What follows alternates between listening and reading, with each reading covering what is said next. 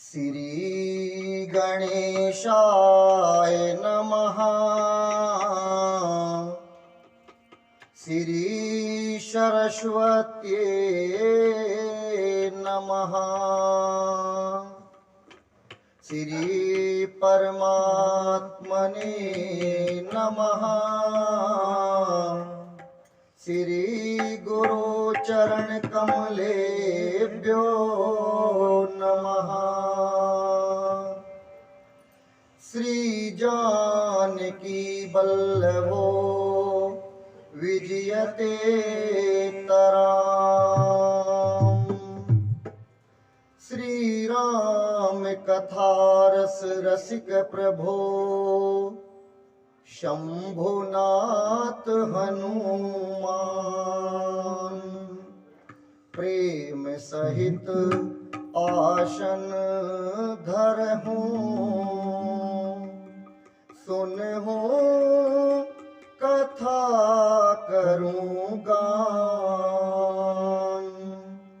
बोलिए सियावर रामचंद्र भगवान की जय।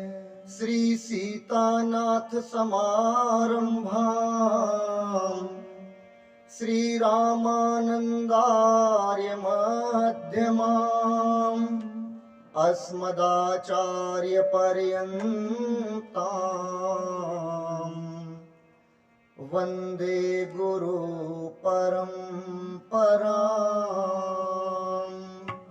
बोलिए सद्गुरुदेव भगवान की जय। लोकाभिरामं रणरंगधीरं राजीवनेत्रं रघुवंशनाथं करुण्यरूपं करुणाकरं तं श्रीरामचन्द्रं शरणं प्रपद्ये। श्रीरामचन्द्रं शरणं प्रपद्ये। कर्पूरगौरं करुणावतारं संसारसारं भुजगेन्द्रहारं सदा वसन्तं हृदयारविन्दे भवं भवानी सहितं नमामि। भवं भवानी सहितं नमामि। मनोजवं मारुततुल्यवेगं जितेन्द्रियं बुद्धिमतां वरिष्ठं वातात्मजं नरयोगमोक्षं श्रीरामदूतं शरणं प्रपद्ये। श्रीरामदूतं शरणं प्रपद्ये।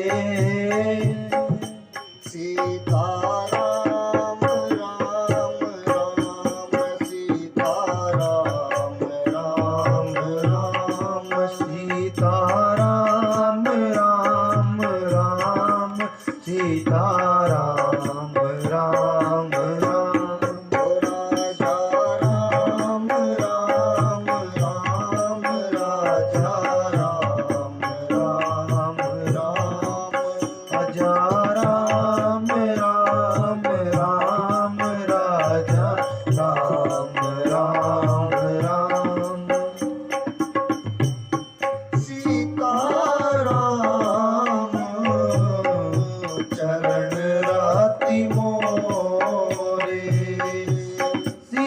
सीताराम चरण रति मोरे अनुदीन बढ़ाओ अनुग्रह तोरे अनुदीन बढ़ाओ अनुग्रह तोरे उमा कहाऊं मैं अनुभव अपना उमा कहाऊं मैं अनुभव अपना सत हरि भजन जगत सब सपना सत हरि भजन जगत सब सपना मंगल भवन अमंगल हारी मंगल भवन अमंगल हारी द्रवहु सुदशरथ अजीर बिहारी द्रवहु सुदशरथ अजीर बिहारी सीताराम राम राम सीताराम राम राम सीताराम राम राम सीताराम राम राम राजा राम राम राम राजा राम राम राम ओ सीताराम राम राम सीताराम राम राम ओ राजा राम राम राम राजा राम राम राम ओ सीताराम राम राम सीताराम राम राम माता रामो मत पिता रामचंद्र स्वामी रामो मत सखा रामचंद्र सर्वस्व में रामचंद्र दयालु नान्यं जाने नैव जाने न जाने बंदऊं सिर तुलसी के चरण जिनकी न्यू जग काज कली समुद्र बूढ़त लखेऊं परगटूं सप्त जहाज सिया राम मैं सब जग जानी करहूं प्रणाम जोरी जुग पानी सियावल रामचंद्र भगवान की जय बाल कृष्ण भगवान की जय उमापति महादेव की जय अंजनी पुत्र हनुमान की जय पूज्यपाद गोस्वामी तुलसीदास जी महाराज की जय श्री रामचरित्र मानस भगवान की जय ओम नमो पार्वती पतये हर हर महादेव।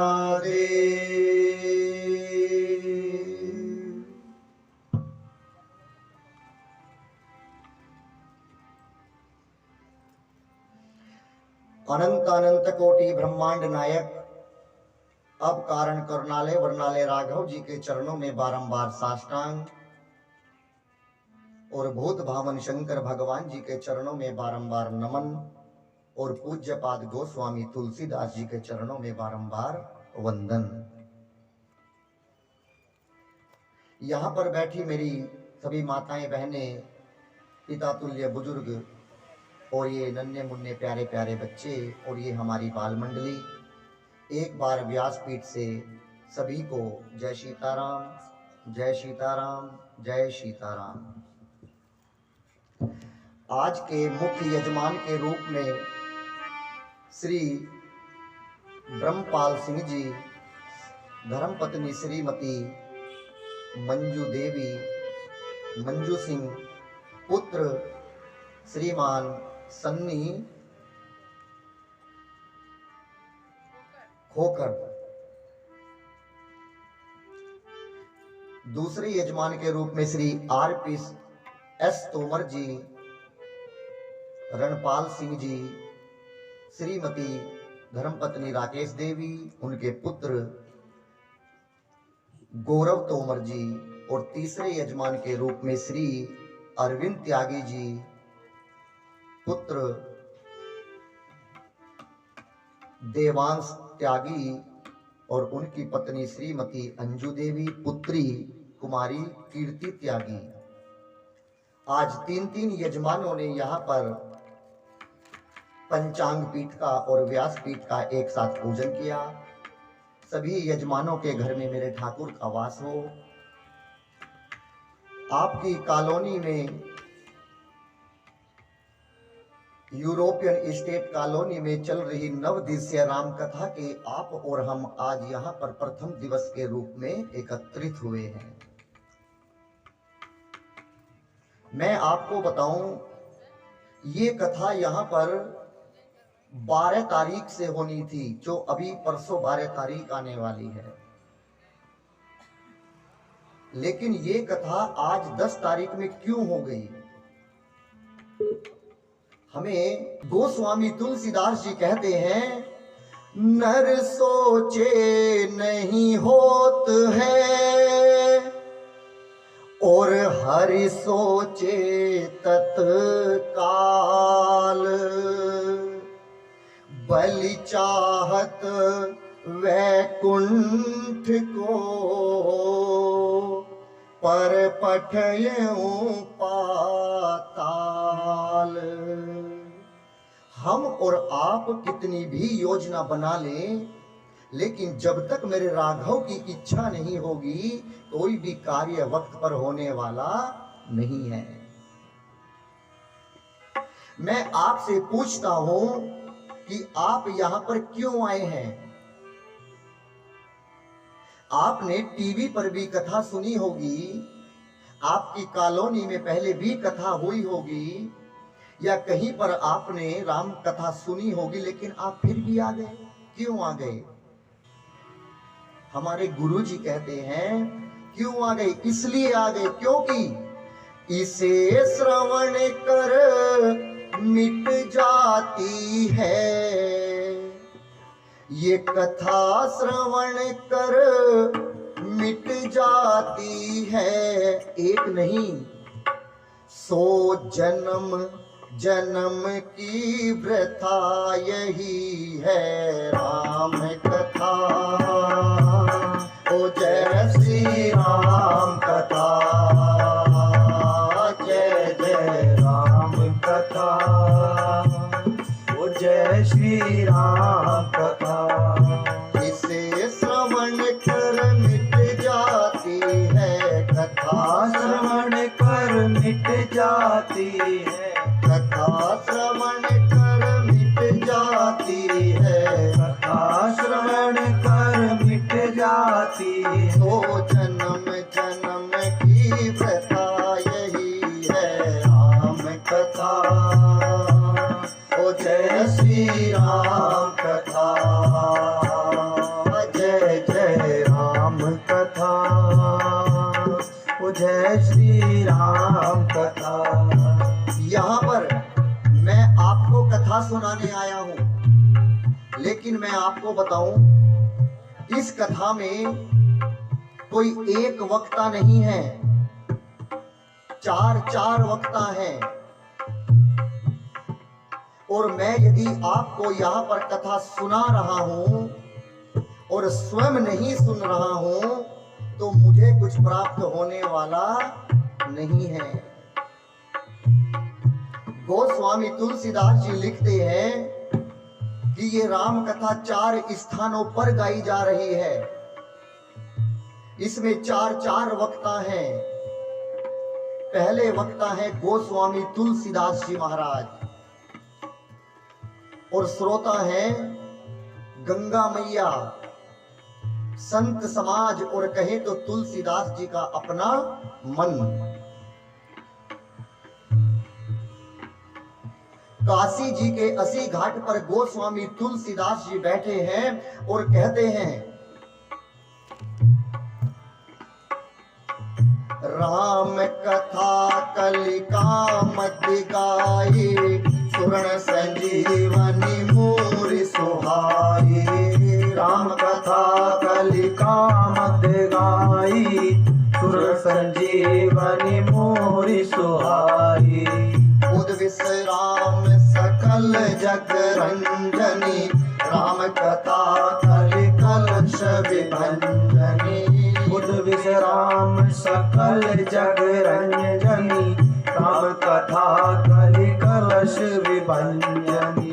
तेरा सब परमारथ बन जाए, तेरा परमारथ बन जाए, मेरा परमारथ बन जाए, मेरा परमारथ बन जाए। श्री नारद कर कथा यही है राम कथा। ओ जय श्री राम कथा, जय जय राम कथा, ओ जय श्री राम कथा। पहले वक्ता कौन है? गोस्वामी तुलसीदास जी महाराज। अब गोस्वामी तुलसीदास जी कहते हैं कि हे गंगा मैया, हे संत समाज, मैं आपको कौन सी कथा सुनाऊं? वो कहते हैं कि मैं तुम्हें वो कथा सुनाऊंगा जो प्रयागराज तीर्थ में बैठकर याज्ञवल्क्य महाराज जी ने भरद्वाज जी को सुनाई थी। अब कथा कहां पर पहुंची? प्रयागराज तीर्थ। अब दूसरे वक्ता आ गए, कौन? याज्ञवल्क्य जी महाराज। तुलसीदास जी कहते हैं, महामोह महिषेष विशाला, राम कथा कालिका कराला। महामोर महिषेष विशाला, राम कथा कालिका कराला। राम कथा शशि किरण समाना, संत चकोर करण पाना। राम कथा शशि किरण समाना, संत चकोर करण पाना। पीकर तो भी अमर हो जाए, पीकर तो भी अमर हो जाए, काके तो भी अमर हो जाए, काके तो भी अमर हो जाए। श्री हनुमंत यथा यही है राम कथा। ओ जय श्री राम कथा, ओ जय जय राम कथा, जय श्री राम कथा। अब याज्ञवल्क्य जी कहते हैं कि हे भरद्वाज जी, मैं तुम्हें कौन सी कथा सुनाऊं? मैं तुम्हें वो कथा सुनाऊंगा जो कैलाश पर्वत पर बैठकर शंकर भगवान ने मेरी मां पार्वती को सुनाई थी। अब तीसरे वक्ता कौन आ गए? शंकर भगवान जी। और कथा पहुंच गई कैलाश पर्वत। बाबा कहते हैं, राम कथा कलि विटप कुठारी, सादर सुनो गिरिराज कुमारी। राम कथा कलि विटप कुठारी, सादर सुनो गिरिराज कुमारी। कुल्हाड़ी देखते हैं, कुल्हाड़ी लकड़ी काटने के काम आती है कुल्हाड़ी। शंकर भगवान कहते हैं कि देवी, जब ये जीवन विकार रूपी वृक्ष बन जाए तो इसको काटने के लिए कुल्हाड़ी की आवश्यकता नहीं है। जिसके जीवन में ये राम रूपी कुल्हाड़ी है, उसके जीवन में विकार रूपी वृक्ष बचने वाले नहीं हैं, अपने आप कटकर समाप्त हो जाएंगे। कौन से विकार? काम, क्रोध, मोह, मत्सर, ये सब विकार हैं। कितना सुंदर पांडाल लगा है वो। यदि इसी में अभी बहुत सारे कबूतर आकर बैठ जाएं, कबूतर, और कोई पीछे से आके ताली बजा दे तो क्या एक भी कबूतर रहेगा? सब उड़ जाएंगे। शंकर भगवान जी कहते हैं कि हे गिरिराज कुमारी, हे पार्वती, जिस प्रकार ताली के बजने से ये पक्षी उड़ जाते हैं, उसी प्रकार जो कथा में बैठकर राम रूपी ताली बजाता है, उसके अंदर रूपी जो पक्षी बैठे हुए हैं वो अपने आप उड़कर समाप्त हो जाते हैं। बाबा कहते हैं, राम कथा सुंदर करता रे, संत विरध उड़ावनिहारी। राम कथा सुंदर करता रे, संशय विरध उठावनिहारी। तेरा सब संशय भागेगा, तेरा सब संशय भागेगा, मेरा सब संशय भागेगा, मेरा सब संशय भागेगा। पार्वती कर जथा यही है राम कथा। ओ जय श्री राम कथा, ओ जय जय राम कथा, ओ जय श्री राम कथा। अब चौथे स्थान पर कथा पहुंची, कहां? नीलगिरी पर्वत पर, जहां पर काग भसुंडी जी रहते हैं। वक्ता है कौन? काग भसुंडी जी चौथे वक्ता हैं। और श्रोता बनकर आए गरुड़ जी महाराज।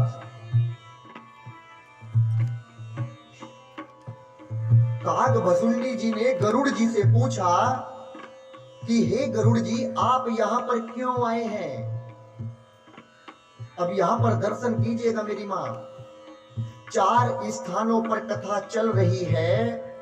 3 स्थानों पर वक्ता ने श्रोता को कथा सुनाई, लेकिन चौथे स्थान पर ऐसा नहीं हुआ।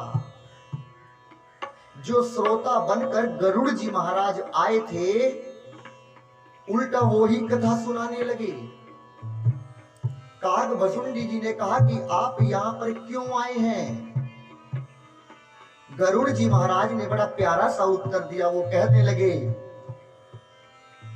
सुने हो तात यही कारण आया हूँ, सो सब तरहूँ तरस तब आया हूँ। सुनहु तात यही कारण आया हूँ, सो सब भयहूँ दरस तब पायहूँ।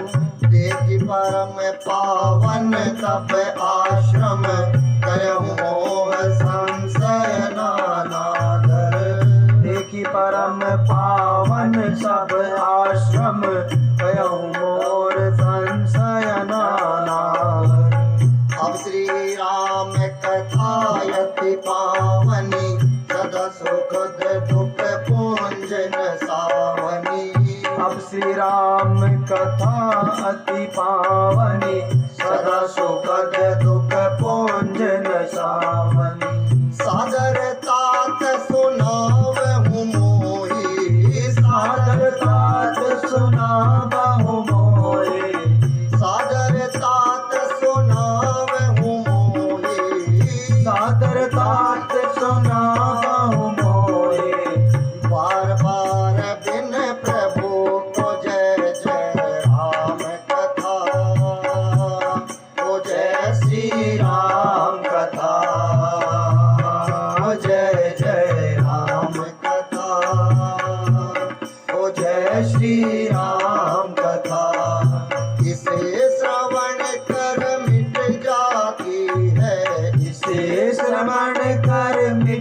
जाती, ये कथा श्रवण कर मिट जाती है, कथा श्रवण कर मिट जाती, सो जन्म जन्म की प्रथा यही है।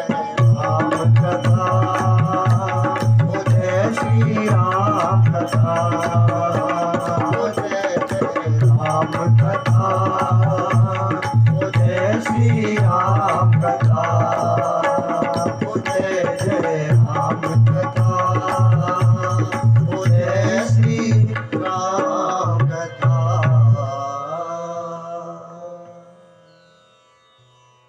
इसीलिए मैंने आपसे पूछा कि आप यहाँ क्यों आए हैं। आप यहाँ कथा सुनने नहीं, अपनी जीवन की वृथा को समाप्त करने आए हैं।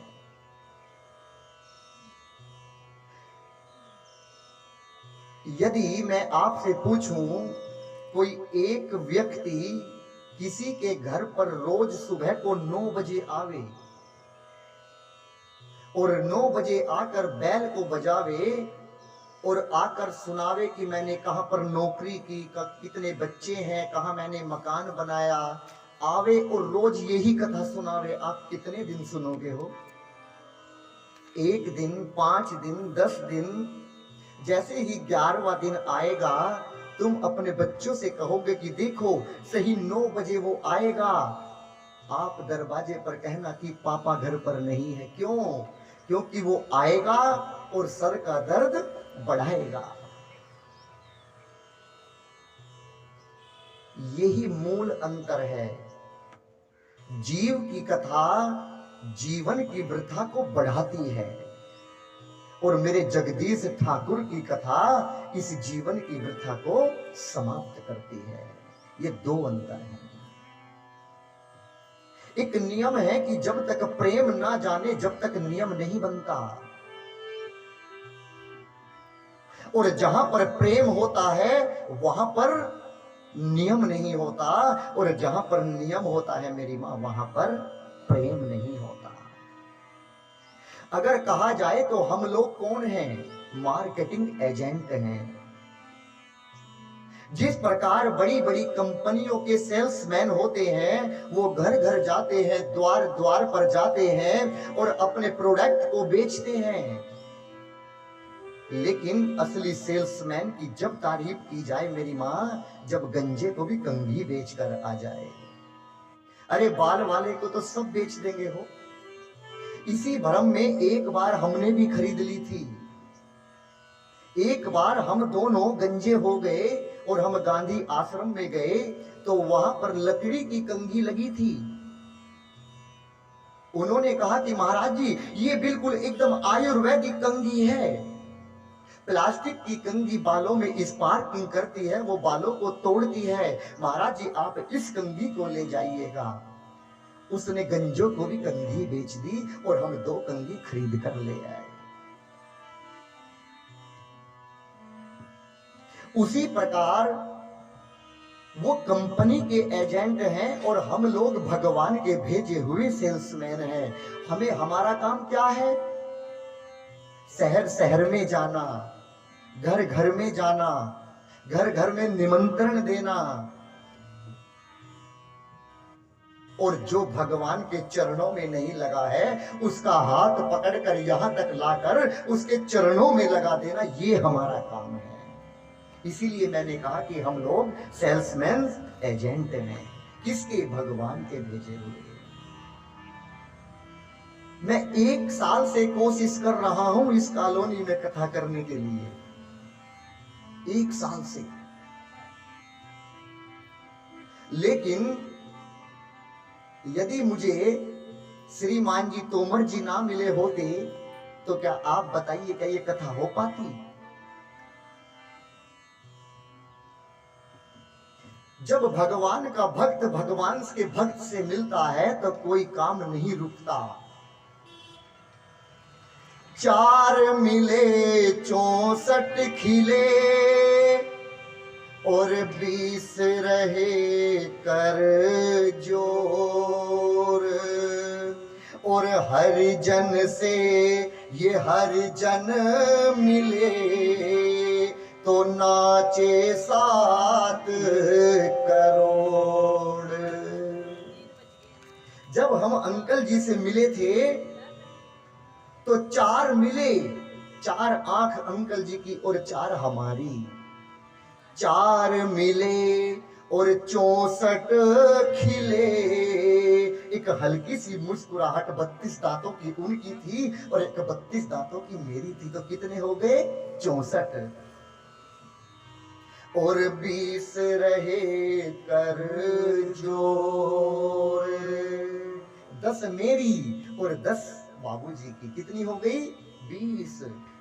और हरिजन यानी हरि के भगत से हरिजन जो जाकर मिले, तो रोम में 3.5 करोड़ छिद्र होते हैं और 3.5 करोड़ उधर और 3.5 करोड़ इधर, तो नाचे 7 करोड़। इन 7 करोड़ छिद्रों के जो बाल थे ये पुलकित होकर उठ पड़े और अंकल जी ने कहा कि महाराज जी जाओ कथा करिएगा, अपनी तैयारी करिएगा। ये इन्होंने नहीं कहा, ये मेरे ठाकुर ने कहलवाया। ठाकुर जी इनकी जीप पर आकर बैठ गए और मेरे अंकल जी ने मुझसे कह दिया,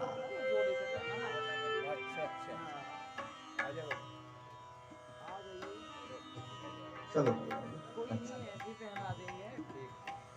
यहाँ पर गोस्वामी तुलसीदास जी एक चौपाई लिखते हैं, सबसे पहली चौपाई वो कहते हैं, अरे मन करे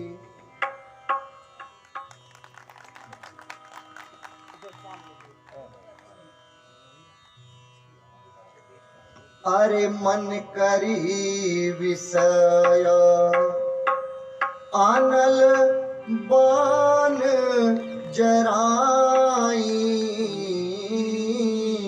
होई सुखी जो एही सर पर करी माने हाथी। अवधि में हाथी को करी कहते हैं। गोस्वामी जी कहते हैं कि जो ये मन रूपी जो हमारा ये हाथी, जो हाथी रूप मन रूपी जो हाथी है, ये विषय की अग्नि में दिन रात जलता है। विषय क्या है? अभी कितने बजे हैं? वो 4 बजने में 10 मिनट है। अभी मन किया कि गर्मा गर्म चाय मिल जाती तो कितना आनंद आ जाता। मन ने फंसाया हमको। फिर मन किया कि यदि चाय के साथ में गर्मा गर्म धनिये की चटनी के साथ में पकौड़ी भी आ जाती तो कितना आनंद आ जाता। ये क्या है? ये मन का विषय है। मन ने हमको फंसाया। ये कान कहते हैं अच्छा सुनने में मन नहीं लगता, कहीं पर किसी की बुराई हो रही हो तो ऐसे जाके सुनते हैं कि मानो जैसे अमृत बरस रहा हो। ये कान का विषय है। ये हाथ कहते हैं कि कभी भी कठोर स्पर्श ना हो, सदा कोमल कोमल स्पर्श होता रहे। ये त्वचा का विषय है। इसी विषय रूपी अग्नि में ये मन रूपी हाथी फंसा है। ये दिन रात जलता है। जब जंगल में आग लगती है मेरी मां, तो हाथी बाहर जाने का मार्ग नहीं ढूंढता। क्यों? उसे पता है कि यदि बाहर जाने का मार्ग ढूंढूंगा तो कोई वृक्ष मेरे ऊपर गिर जाएगा और मैं मर जाऊंगा। वो एक ठंडे से जल के सरोवर को ढूंढता है और जब तक आग रहती है वो उस सरोवर में जाकर बैठ जाता है। क्यों? क्योंकि जब तक उस सरोवर में रहूंगा ये आग मेरा बाल भी बांका करने वाली नहीं है। उसी प्रकार हमारा जो मन है उस हाथी की तरह है। ये विषय की अग्नि में दिन रात जलता है। सरोवर क्या है? ये राम कथा ही सरोवर है। जो इस सरोवर में दिन रात डुबकी लगाता है उसे बाहर का कोई जीव परेशान नहीं करता। गोस्वामी तुलसीदास जी ने यहाँ पर 4 युगों का वर्णन किया। वो कहते हैं कि सतयुग, त्रेता युग, कलयुग और द्वापर और कलयुग। सतयुग में भगवान को प्राप्त करने के लिए कई हजार वर्षों तक तपस्या करनी पड़ती थी, जब जाकर भगवान दर्शन देते थे। कल की कथा में आएगा, मनु महाराज जी ने और सतरूपा जो उनकी पत्नी थी, उन्होंने 23,000 वर्षों तक तपस्या की, जब जाकर भगवान ने दर्शन दिए। अब इतने सालों तक किसी के बस की नहीं था कि हम तपस्या करें। उसके बाद आया त्रेता। त्रेता में जप करना संभव नहीं था, फिर यज्ञ प्रारंभ हुआ। केवल यज्ञ कीजिएगा और भगवान को प्राप्त कर लीजिएगा। फिर आया द्वापर।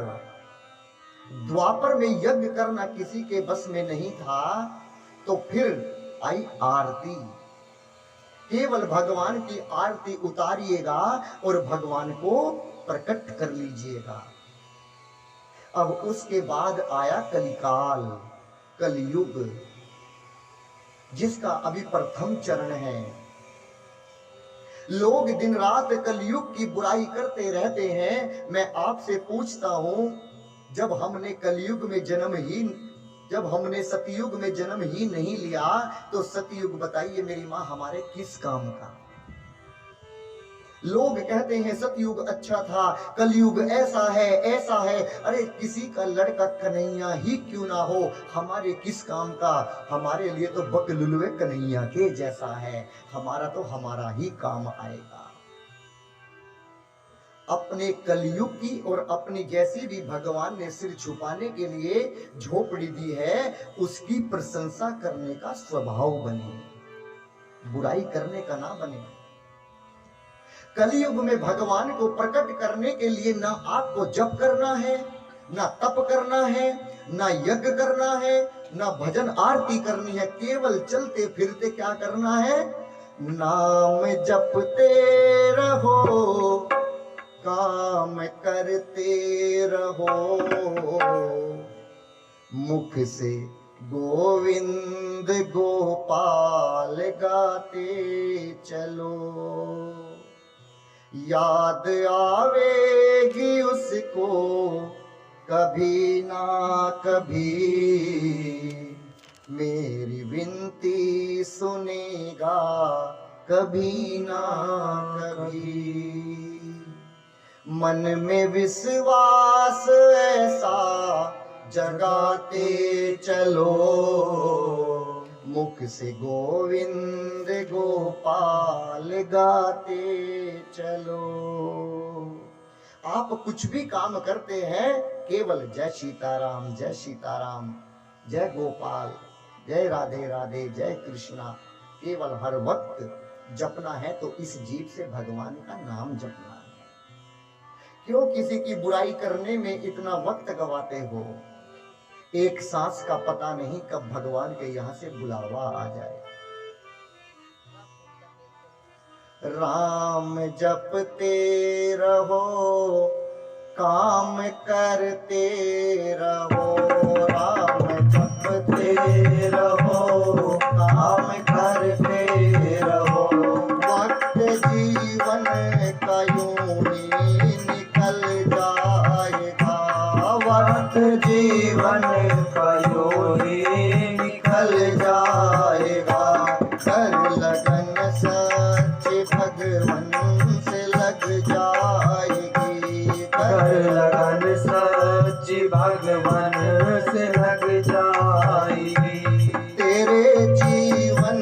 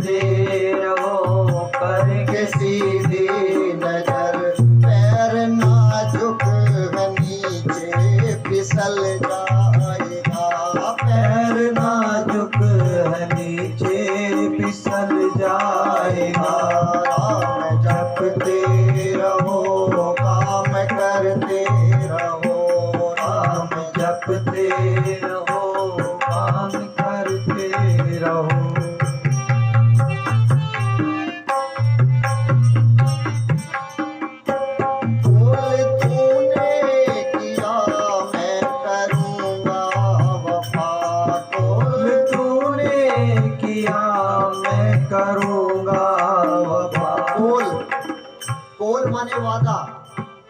हम और आप भगवान से वादा करके आए थे। कब? जब हम अपनी माँ के गर्भ में आए थे। हमने भगवान को ये कहा था कि मैं जब पृथ्वी पर जाऊंगा मैं वफा करूंगा, दान करूंगा, पुण्य करूंगा, भूखे के पेट को भरूंगा, पशुओं पर दया करूंगा। लेकिन हम लोग सब भूल गए। कोल तूने किया मैं करूंगा वफा। कोल तूने किया मैं करूँगा वफा। पर गया भूल कुछ ना कमाया नफा। पर गया भूल कुछ ना कमाया नफा।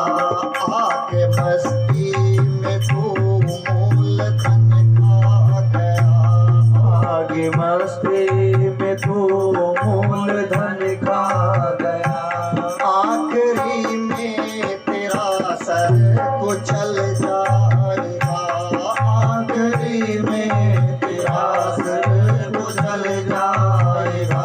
राम जपते रहो काम करते रहो। राम जपते रहो काम करते रहो।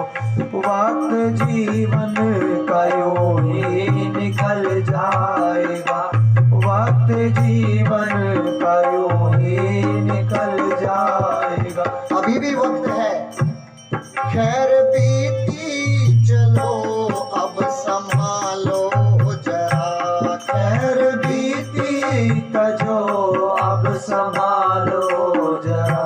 प्रेम गद गद हो आंसू निकालो जरा। प्रेम गद गद हो आंसू निकालो जरा। वो दया पात्र हरि का भरो नीर से। वो दया पात्र हरि का भरो नीर से। भरते भरते किसी दिन छलक जाएगा। भरते भरते किसी दिन छलक जाएगा। राम जपते रहो काम करते रहो। राम जपते रहो काम करते रहो। वक्त जीवन का यूं ही निकल जाएगा।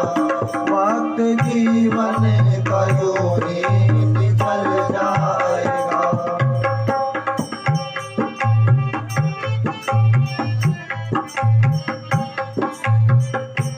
छोड़ कर छल कपट मोह माया जगन। छोड़ कर छल कपट मोह माया जतन। लो लगा लो प्रभु से जगदम्बा शरण। ओ लगा लो प्रभु से जगदम्बा शरण। मोम सा है जिगर इस दया सिंधु का। मोम सा है जिगर इस दया सिंधु का। असर पड़ते ही फौरन पिघल जाएगा। असर पड़ते ही फौरन पिघल जाएगा। राम जपते रहो काम करते रहो। राम जपते रहो काम करते रहो। वक्त जीवन का यूं ही निकल जाएगा। राम जपते रहो काम करते रहो। राम जपते रहो काम करते रहो। मोम सा है जिगर इस दया सिंधु का। असर पड़ते ही फौरन पिघल जाएगा। मेरे ठाकुर का जिगर मोम सा है। कन्हैया कन्हैया में और मेरे राम जी में बहुत अंतर है। क्यों? अरे कन्हैया तो कभी सीधे खड़े भी नहीं होते। क्यों? क्योंकि वो लीला बिहारी है। और मेरे राम जी को तो टेढ़ा होना खड़ा होना ही नहीं आता। वो सीधे चलते हैं, सीधा बैठते हैं, सीधा बोलते हैं। इनका जिगर बड़ा मोमसा है। अब यहां पर गोस्वामी तुलसीदास जी ने 7 कांड लिखे। पहला कांड श्री बालकांड, दूसरा श्री अयोध्या कांड, तीसरा श्री अरण्य कांड और चौथा श्री किष्किंधा कांड और पांचवा कांड जो सब जानते हैं सुंदर कांड और छठा कांड लंका कांड और सातवां कांड उत्तर कांड। यहां पर 7 कांड लिखे और गोस्वामी तुलसीदास जी ने 7 श्लोक लिखे। मानो कि जैसे एक एक कांड के लिए एक श्लोक लिखा हो। वो पहले श्लोक में कहते हैं वर्णानामर्थ संगानाम रसानाम छंदसाम यपि मंगलानाम च कर्तारो वंदे वाणी विनायको। पहले इस श्लोक में क्या कहते हैं गोस्वामी कि मैंने सरस्वती मां और गणेश की वंदना की। क्यों? क्योंकि गणेश भगवान बुद्धि के दाता हैं, विवेक प्रदान करते हैं और मां सरस्वती बोलने की कला देती है।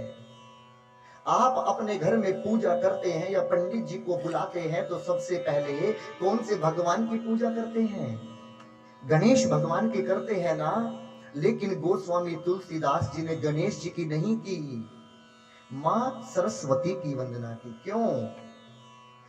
तुलसीदास जी कहते हैं कि जब तक सरस्वती मां मुझे ये ज्ञान नहीं देगी कि गणेश जी हैं कौन, तो मैं गणेश जी को कैसे पूज सकता हूं। इसीलिए गोस्वामी तुलसीदास जी ने पहले सरस्वती मां की वंदना की और उसके बाद गणेश जी की वंदना की। दूसरे श्लोक में विश्वास के प्रतिमूर्ति शंकर भगवान और मेरी मां पार्वती की वंदना की। देखिए विश्वास का नाम आया तो मैं आपको बताऊं मेरी मां, भगवान कुछ भी नहीं है। भगवान कहीं भी नहीं है। न मथुरा में है, न वृंदावन में है, न हरिद्वार में है, न काशी में है। यदि विश्वास है तो भगवान है और यदि विश्वास नहीं है तो इस पूरे संसार में घूम जाइएगा, कहीं पर भी भगवान मिलने वाले नहीं हैं। प्रहलाद को विश्वास था कि इस खंबे में भगवान है, तो भगवान को खंबे में से प्रकट होना पड़ा और दर्शन देने पड़े। भगवान केवल विश्वास है। विश्वास का नाम ही भगवान है। हम लोग शंकर जी पर रोज 1 लोटा जल चढ़ाते हैं। यदि हमारा विश्वास नहीं होगा तो कभी भगवान के दर्शन नहीं हो सकते। आप चाहे 1 लोटा जल भी मत चढ़ाओ, लेकिन आपको विश्वास है कि इस पत्थर में भगवान है। जब मूर्ति को एक कारीगर बनाता है तो उसे विश्वास नहीं होता। वो केवल रुपयों के लिए उस पत्थर में से एक बहुत सुंदर सी भगवान की प्रतिमा को निकाल देता है। उसे विश्वास नहीं है। लेकिन वो जैसे ही मूर्ति मंदिर में आकर रखी जाती है, पंडित जी प्राण प्रतिष्ठा करवा देती है, तो हमारी आंखें उसको विश्वास के रूप में देखना शुरू कर देती है। यहां पर गोस्वामी तुलसीदास जी ने तीसरे श्लोक में अपने गुरु की वंदना की। किसकी? वाल्मीकि जी की। और चौथे श्लोक में हनुमान जी की वंदना की और 5वें श्लोक में मेरी मां सीता जी की वंदना की और 6ठे श्लोक में श्री राम जी की वंदना की। पहले मां सीता की क्यों की? बताइए, पहले शक्ति आती है कि मान आता है? पहले शक्ति आती है ना, तभी तो मान आता है, जभी तो जुड़कर बन जाता है शक्तिमान। और 7वें श्लोक में गोस्वामी तुलसीदास जी बड़ा कहते हैं कि मैंने इस रामचरितमानस की रचना कैसे की। 4 वेद, 18 पुराण, 18 उप पुराण, 6 शास्त्र, इन सब को एक साथ मिलाकर मैंने रामचरितमानस की रचना की। मैं आपको एक छोटी सी कथा सुनाऊं, आपको जब शायद समझ में आएगा। एक काशी जी में एक महात्मा जी रहा करते थे। वो जब रात को सोया करते थे तो अपने शिष्यों को बुलाते थे और कहते थे कि बेटा मुझे रामचरितमानस की चौपाई सुनाओ। एक दिन उनके शिष्य ने उनसे कहा कि गुरुजी आपको तो 18 के 18 पुराण याद हैं, कंठस्थ हैं, फिर ये आप रात को रोज श्री रामचरितमानस की चौपाई क्यों सुनते हैं? गुरुजी ने बड़ा प्यारा सा उत्तर दिया। कहा कि एक प्लेट में आम रखा हो और एक प्लेट में संतरा रखा हो और एक प्लेट में अमरूद रखा हो और एक कांच के गिलास में इन तीनों फलों का जूस निकाल कर रखा हो, तो बेटा आप वो गिलास उठाकर पियोगे कि वो तीनों फल खाओगे? आप बताइए, आप क्या करेंगे? जूस पिएंगे ना, क्योंकि तीनों का आनंद तो उस जूस में प्राप्त हो जाएगा। यही शिष्यों ने कहा कि गुरुजी हम फल क्यों खाएंगे, हम तो वो जूस उठाकर पी लेंगे। तो मैं भी बेटा वो ही पी रहा हूं। क्या ये जो 17 पुराण हैं ये फल के रूप में प्लेट में रखे हुए हैं। मैंने इन 17 पुराणों का जूस निकाला और जूस निकालते निकालते मैंने एक गिलास को भर दिया जिसका नाम है रामचरितमानस। मैं आपसे पूछता हूं कि कोई श्रीमद् भागवत गीता का कोई श्लोक आपको याद है? आप कहेंगे नहीं महाराज जी, गीता का कोई श्लोक याद नहीं है, शिव पुराण का कोई याद नहीं है, नारद पुराण का कोई याद नहीं है, गरुड़ पुराण का कोई श्लोक याद नहीं है महाराज जी, किसी का भी नहीं है।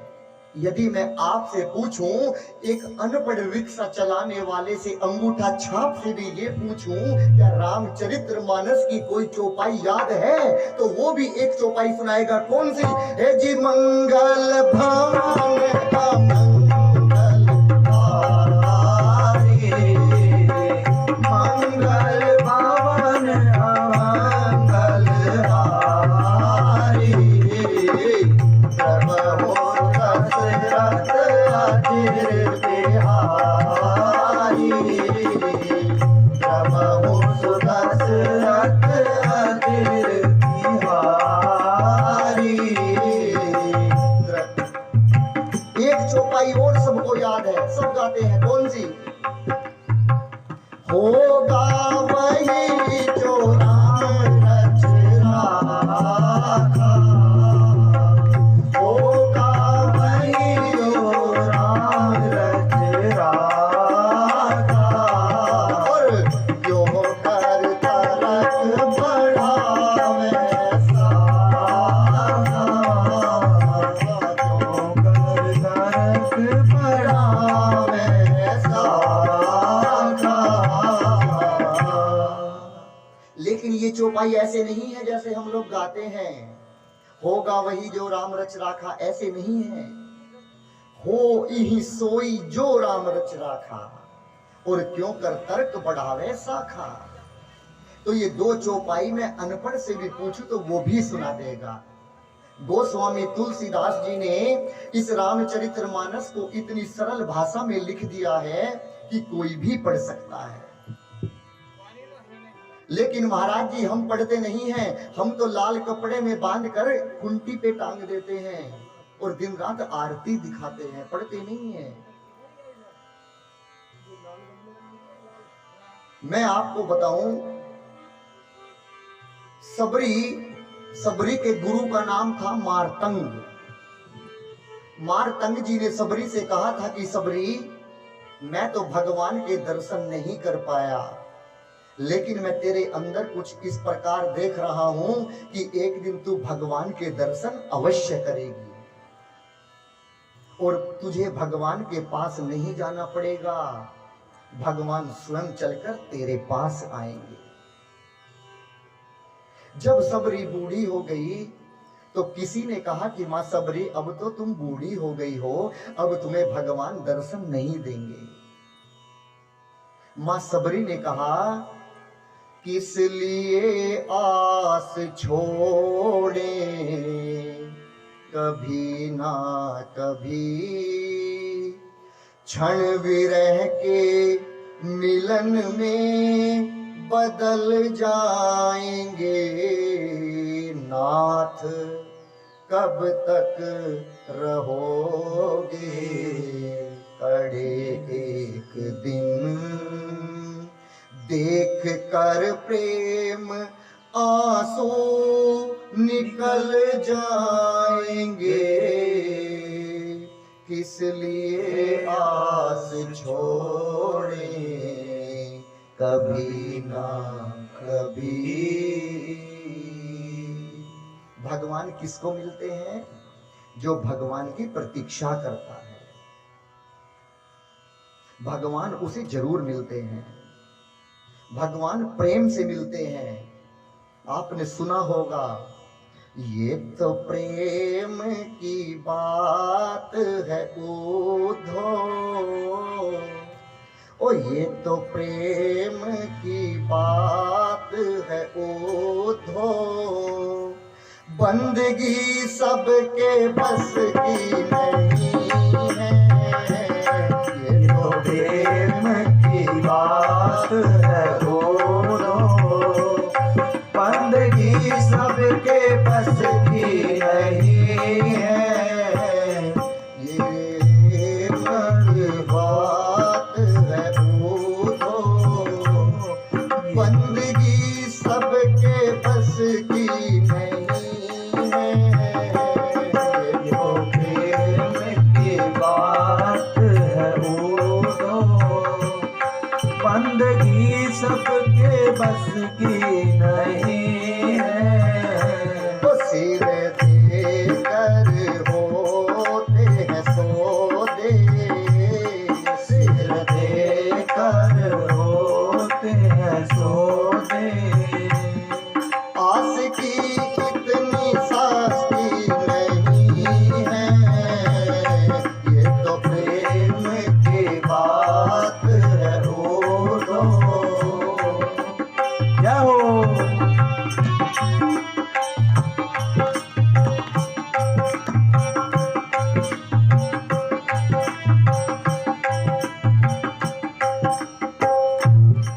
प्रेम वालों ने कब वक्त पूछा, प्रेम वालों ने कब वक्त पूछा, जिसकी पूजा हो तुम करते प्यारे, जिसकी पूजा हो तुम करते प्यारे, ओ यहाँ पल पल होती है पूजा, यहाँ पल पल होती है पूजा, सर झुकाने की फुर्सत नहीं है, ये तो प्रेम की बात है उधो।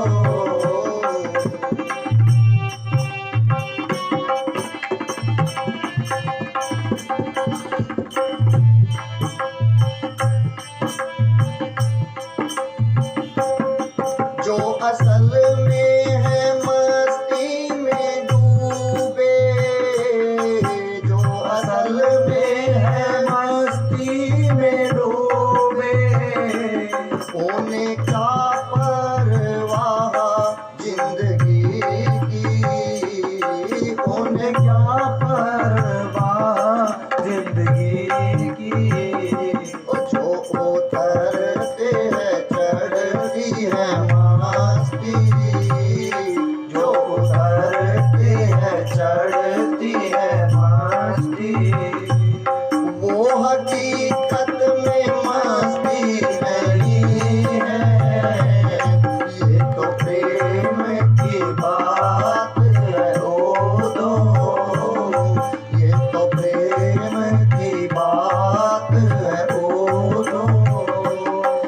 सर झुकाने की फुर्सत नहीं है, ये तो प्रेम की बात है ओ दो। एक दोस्त अपने दोस्त के घर पर गया। जैसे ही गया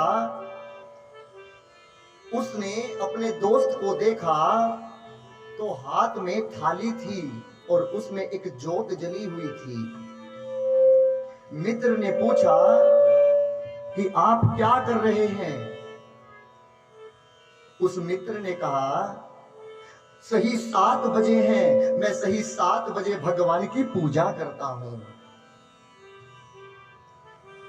उस मित्र ने कहा आप समय देखकर पूजा करते हैं? हाँ, मैं सही 7 बजे पूजा करता हूं।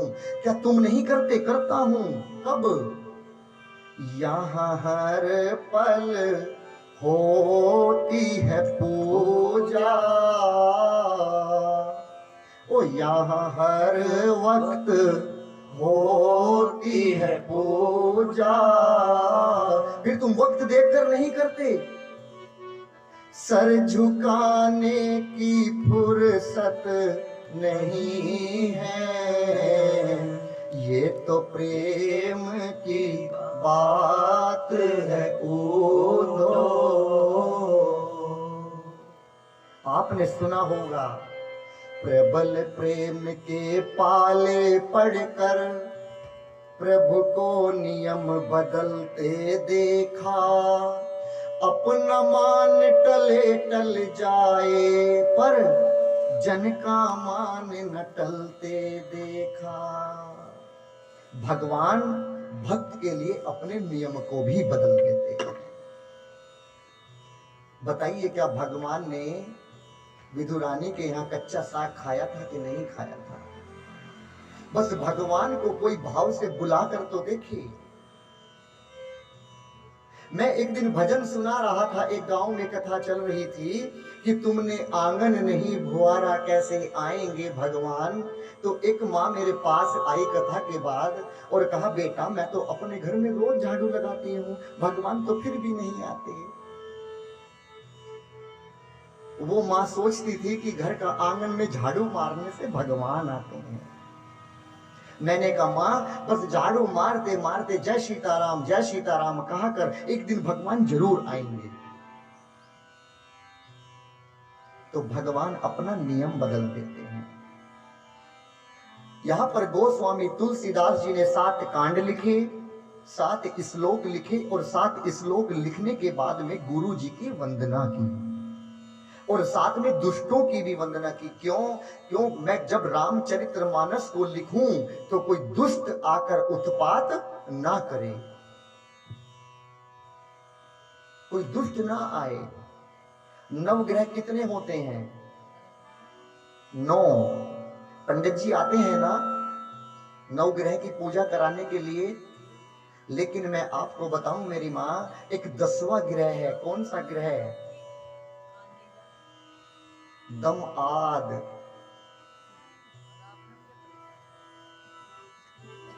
दम आद जिसको देखने के बाद दम फूलने लगे उसका नाम है दामा।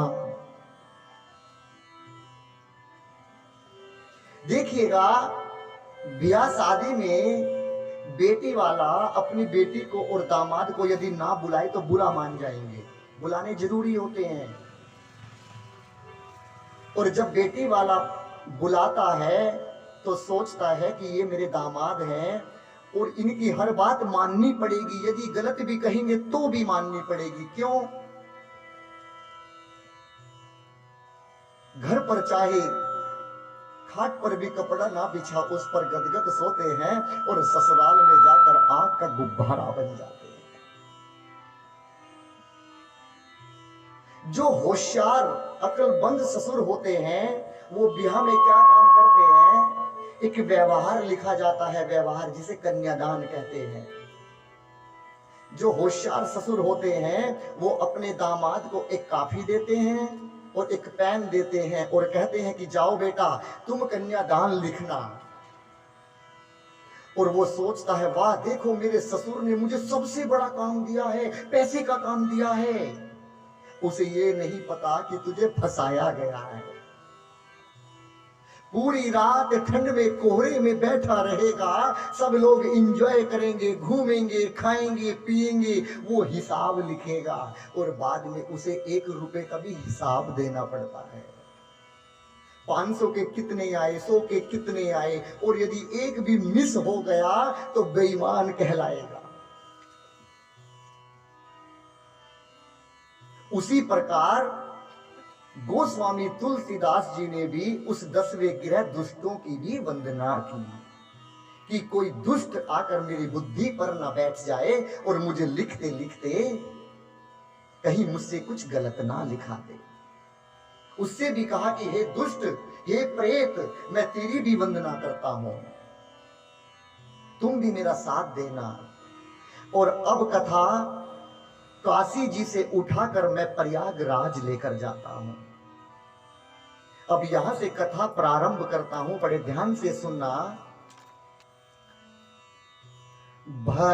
भरद्वाज मुनि बसहि प्रयागा, भरद्वाज मुनि बसहि प्रयागा, तिन्हि राम पद अति अनुरागा, तिन्हि राम पद अति अनुरागा, तापस संग दम दया निदाना, तापस सम दम दया निधाना, परमारथ भक्त परम सुजाना, परमारथ भक्त परम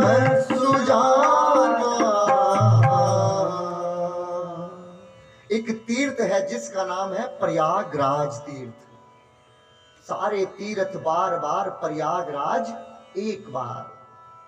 ये प्रयागराज सब तीर्थों का राजा है। हर वर्ष प्रयागराज में एक मेला लगता है जो पूरे 1 महीने का लगता है। कब समाप्त होता है? जब मकर संक्रांति आती है। एक बार वहां पर हजारों लाखों ऋषि मुनि आए हुए थे और वहीं पर जब 1 महीना हुआ तो सारे ऋषि और संत अपनी अपनी कुटिया में प्रस्थान करने लगे। केवल एक संत बचे जिनका नाम था याज्ञवल्क्य जी महाराज। बड़े ध्यान से सुनना यहां से कथा को। क्या नाम था? याज्ञवल्क्य जी महाराज। जैसे ही याज्ञवल्क्य जी महाराज ने चलने के लिए तैयारी की तो एक वहां पर महात्मा आए जिनका नाम था भरद्वाज जी, और उन्होंने आकर याज्ञवल्क्य जी के पैरों को पकड़ लिया, चरणों में लेट पड़े। याज्ञवल्क्य जी ने पूछा कि आप कौन हैं और मेरे चरणों को क्यों पकड़ा? याज्ञवल्क्य जी से भरद्वाज जी कहते हैं कि मेरा नाम भरद्वाज है और मैं यहीं पर आश्रम बनाकर रहता हूं। मैं आपसे एक प्रश्न पूछना चाहता हूं। याज्ञवल्क्य जी ने कहा कि यहां पर तो लाखों ऋषि मुनि आए थे, आपने उनसे क्यों नहीं पूछा? कि मेरे प्रश्न का उत्तर केवल आप दे सकते हैं और कोई देने वाला नहीं है,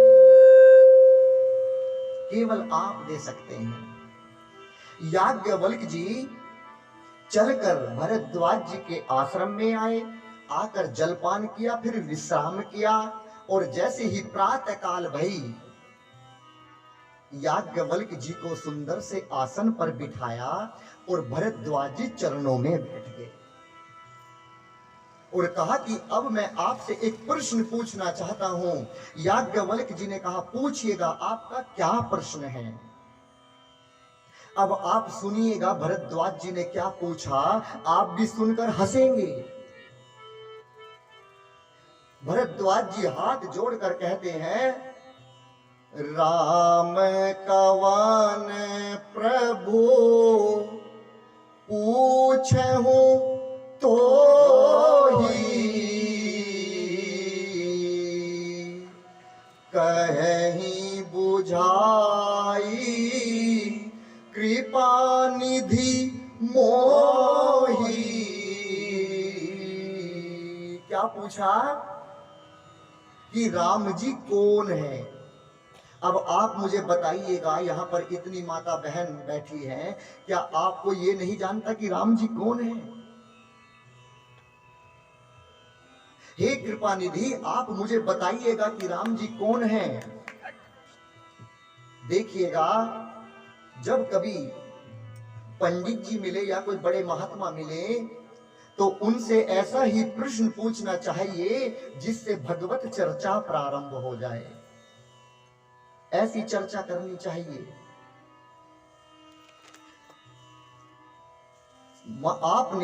मैं आपको बताऊं, यदि आप बाहर से आ रहे हैं और रास्ते में मार्केट नजर आई और उसमें एक दुकान है और उस दुकान का शटर गिरा हुआ है और बहुत अच्छे से पुता हुआ है, लेकिन उस शटर पर कुछ लिखा नहीं है, तो क्या आप बता सकते हैं कि ये किस चीज की दुकान है। इसमें कोयला बिकता है कि हीरा बिकता है। उसी प्रकार ये जो पेट है ये दुकान है, और ये जो मस्तक है ये साइन बोर्ड है, और ये जो होठ है ये शटर है। और जब ये शटर खुलते हैं तो सामने वाला अपने आप बता देता है कि इसके अंदर जीव बैठा है कि इसके अंदर जगत का भगवान बैठा है। क्यों? उसकी बात, उसका आचरण वो सब अपने आप बता देता है, अपने आप बता देता है। इसीलिए जब कोई संत मिले, महात्मा मिले, तो उससे ऐसे ही चर्चा करनी चाहिए कि जिससे भगवत चर्चा प्रारंभ हो जाए। लेकिन कुछ लोग होते हैं, जहां भगवान का कीर्तन होता है वहां पर जाकर अपनी बात को छेड़ देते हैं और चलते हुए भजन को बंद कर देते हैं। लेकिन कुछ भक्त ऐसे होते हैं कि जहां पर झगड़ा भी होता है उनके बीच में जाकर भगवत चर्चा प्रारंभ करा देते हैं। दोनों तरह के जीव होते हैं। माई लोग जब भोजन बनाती है, जब माई लोग भोजन बनाती है और बनाते बनाते मन में ये सोचती है कि आज जो मैं भोजन बनाऊंगी इसी से मेरे ठाकुर का भोग लगेगा, बड़ी अच्छी सी खीर बनाई है, बड़ी अच्छे से पराठे बनाए हैं, तो उसका उस दिन का भोजन बनाना ही भजन बन जाता है, भजन बन जाता है। अब याज्ञवल्क्य जी महाराज कहते हैं कि मैं आपको ये जरूर बताऊंगा, अवश्य बताऊंगा कि राम जी कौन हैं। भरद्वाज जी कहते हैं कि याज्ञवल्क्य जी, एक राम को तो मैं जानता हूं। कौन से राम को जानते हो? एक राम अवधेश कुमारा, तिनकर चरित विदित संसारा, नारी विरह दुख लेऊं अपारा, भयं रोष रण रावण मारा। मैं उस राम को तो जानता हूं जो अवधेश कुमार हैं, जिनका चरित्र इतना बड़ा है कि जो कहने में नहीं आता, और जो अपनी पत्नी के वियोग में रोते हैं, और जिन्होंने रावण को मारा और फिर आकर अयोध्या के राजा बने, उस राम को तो मैं जानता हूं। मैं उस राम को पूछना चाहता हूं जिस राम को शंकर भगवान जी दिन रात कैलाश पर बैठकर जपते हैं। क्या ये वही राम है या ये दूसरे अलौकिक अजन्म परतत्व दूसरे राम हैं? मैं ये पूछना चाहता हूं। याज्ञवल्क्य जी ने कहा कि हे भरद्वाज, बताइए, मैं आपको कथा विस्तार से सुनाऊं कि शॉर्ट में सुनाऊं? भरद्वाज जी ने कहा कि मुझे कथा विस्तार से सुनाइएगा। याज्ञवल्क्य जी कहते हैं कि जब आप जैसा भक्त श्रोता बनकर कथा सुनना चाहता है तो कौन वक्ता होगा जो आपको कथा नहीं सुनाएगा। मैं कथा आपको अवश्य सुनाऊंगा, अवश्य सुनाऊंगा। अब कथा को सुनाने लगे याज्ञवल्क्य जी। भगवान कहते हैं, एक बार त्रेता जुग माही, एक बार त्रेता जुग माही, शंभो गए अति कुंभज पाही, शंभो गए कुंभज ऋषि पाही, संग सती जग जननी भवानी, संग सती जग जननी भवानी, पूजे ऋषि अखिलेश्वर जानी, पूजे ऋषि अखिलेश्वर जानी, राम कथा मुनि बरज बखानी, राम कथा मुनि बरज बखानी, सुनी महेश परम सुख मानी, सुनी महेश परम सुख मानी, सुनी महेश परम सुख मानी। एक बार त्रेता युग में शंकर भगवान जी का मन किया कि आज मैं कैलाश पर्वत से लेकर सती को आज पृथ्वी लोक पर जाता हूं। याज्ञवल्क्य जी कहते हैं कि वो तो मैं आपको बाद में सुनाऊंगा, लेकिन उससे पहले मैं आपको एक गूढ़ कथा सुनाता हूं। कौन सी कथा? एक बार शंकर भगवान मां सती को कैलाश पर्वत से लेकर और पृथ्वी लोक पर आए। महाराष्ट्र के बगल में एक जगह है नासिक, वहीं पर एक जगह है जिसका नाम है दंडकारण्य। उसी में एक ऋषि रहते हैं अपनी कुटिया बनाकर, जिनका नाम है अगस्त जी महाराज। अगस्त जी की कुटिया में आए और आकर दरवाजे को ऐसे बजाया तो अंदर से अगस्त जी आए और जैसे ही देखा कि ब्रह्म मुहूर्त में मेरी कुटिया की दहलीज पर आज स्वयं शंकर भगवान और मां जगदम्बा सती आई है, तो उनके चरणों में लेट पड़े। अब शंकर भगवान जी ने सोचा, अरे हम तो श्रोता बनकर आए थे, हम तो आज इनसे कथा सुनने आए हैं, ये बड़े हैं और ये वक्ता हैं, हम तो श्रोता हैं, हम छोटे हैं, लेकिन अगस्त जी आज हमारे चरणों में लेट पड़े। इसी बात को मां सती ने उल्टा समझ लिया। मां सती ने सोचा कि ये हमें क्या कथा सुनाएंगे, इसका मतलब इनका ज्ञान हमारे ज्ञान से कम है। क्यों?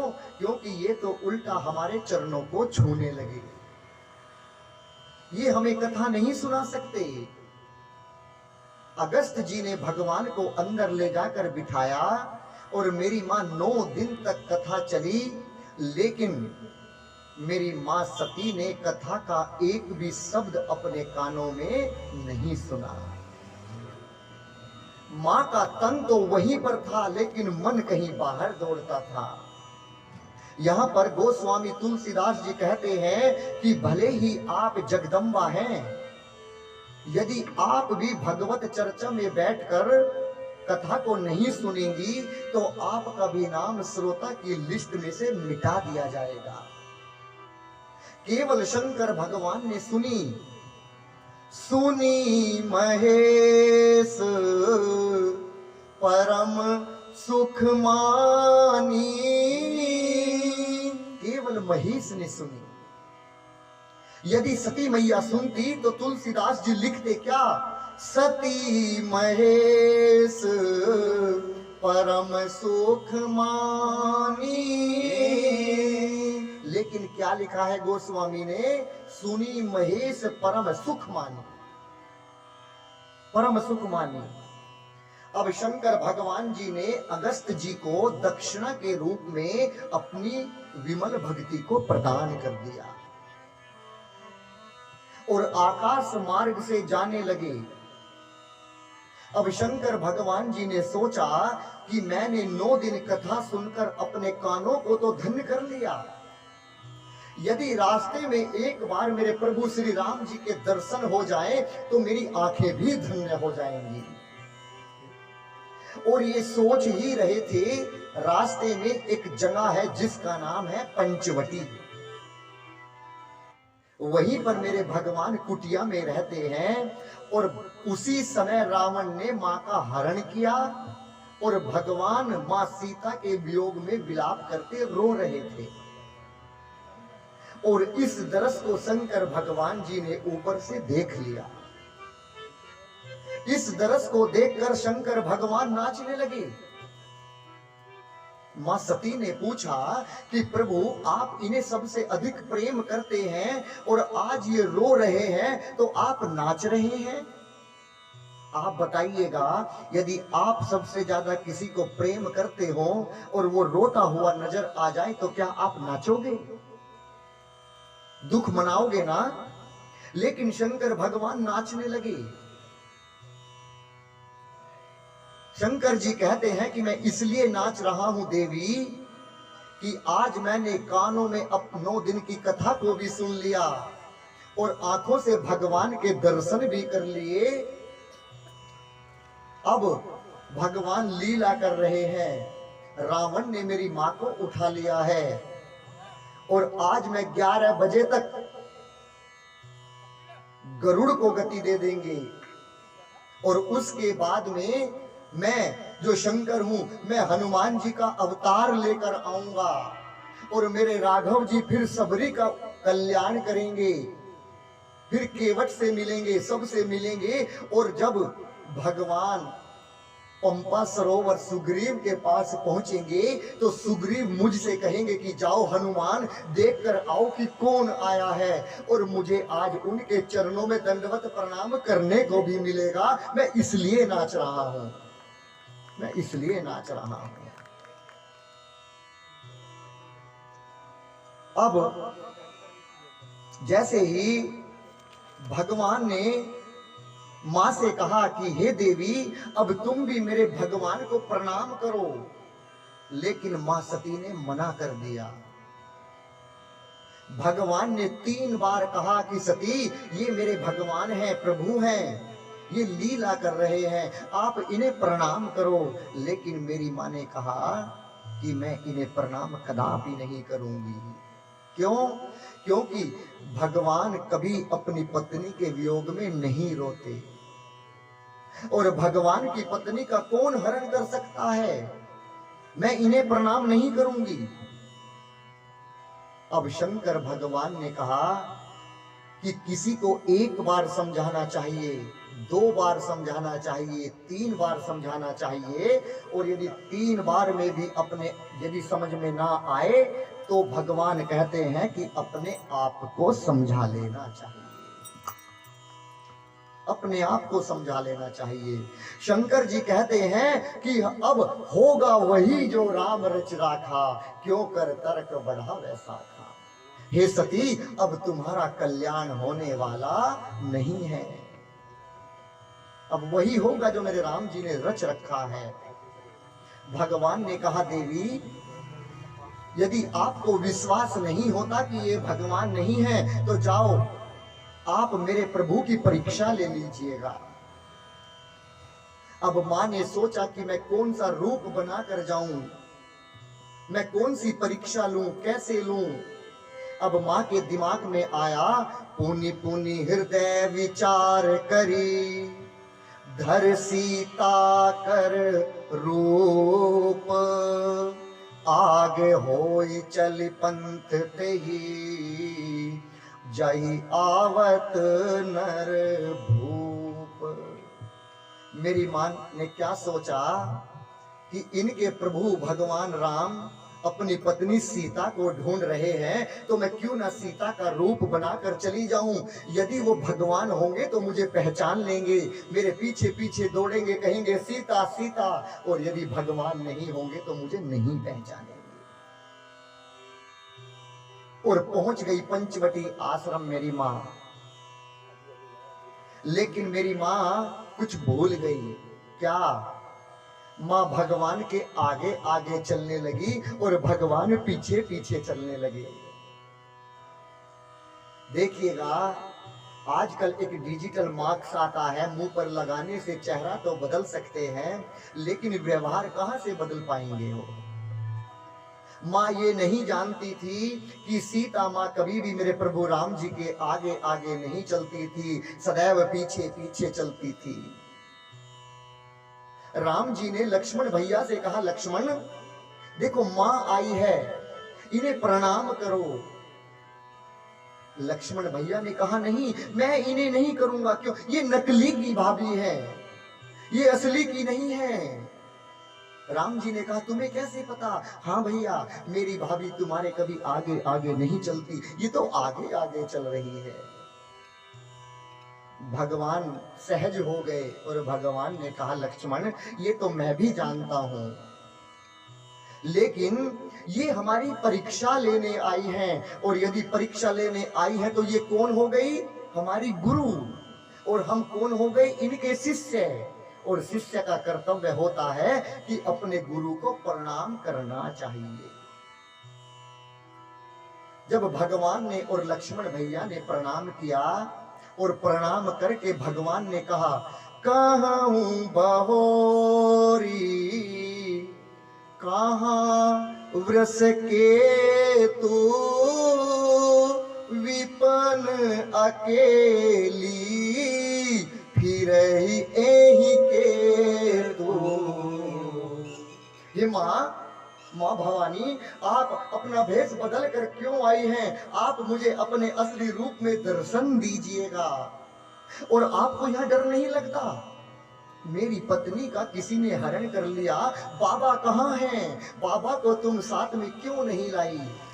और जैसे ही माँ ने सुना, अरे मुझे तो पहचान लिया। मेरी माँ सती दौड़ पड़ी कैलाश पर्वत पर, शंकर भगवान के पास दौड़ी।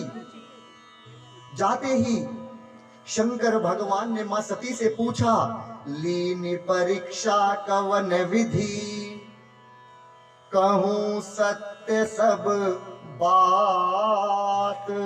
कि मुझे सारी बात सत्य बताओ कि तुमने मेरे भगवान की परीक्षा कैसे ली। मां ने वहां पर भी झूठ बोल दिया।